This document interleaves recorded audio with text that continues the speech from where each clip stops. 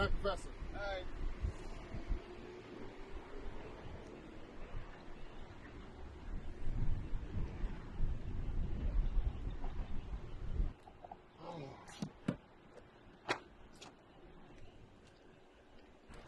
Did you need help with that, Professor? Ooh. Euphemia, what did you come through? What are you doing out here this late at night? Well, I could ask you the same question, sir. Just came from my office grading papers. Speaking of, you wrote a very, very well articulate and compelling paper on the Black Vampire. Absolutely.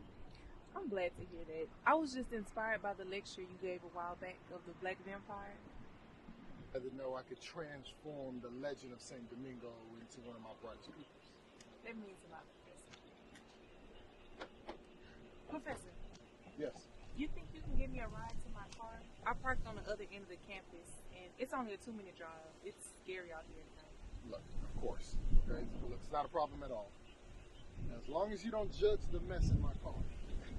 I'm sure your car is pristine compared to mine. I wouldn't be so sure. But please.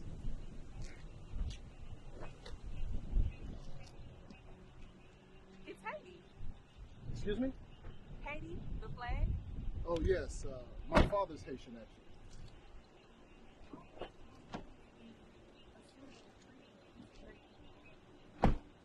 On Haiti to be a symbol of freedom to black people all over the world.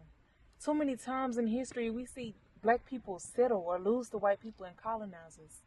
Very few times do we ever see black people prevail. Haiti is one of the very few places of black people actually winning in history.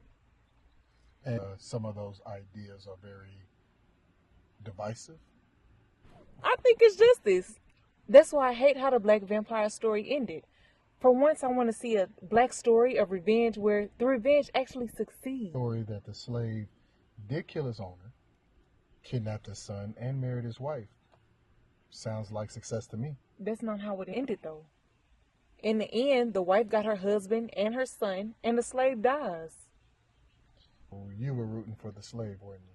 I was. I still want the next part of the story where he rises from the dead and gets revenge on those descendants of white folks who killed him. Oh, and the next part of the story, Euphemia, the author is long dead by now. I mean, I don't think there's going to be a sequel. How do you know? Know what? That the author is dead. No one even knows who the author is. It's written by someone with the pseudonym, Uriah Derrick D. Arthur. He or she could be alive for all we know. Euphemia, you do know that this story was written in the 18th century, right? Nobody from that era is still alive and living today. Maybe the author is a vampire. All right. Okay, in that case, let me get you back to your car, okay? Where did you say you parked again? Just around the corner. Okay. What's wrong, Professor? You know, I just realized I left a stack of papers in my briefcase in my office. I'm just going to go run and grab it real quick. You stay here and I'll be right back, okay? Don't go. I'm so sorry to do this to you, Professor. What? But I'm really thirsty. And by the way, I am a descendant of that slave. And I will get revenge for my family one day. But for now, I just need a little snack. Snack?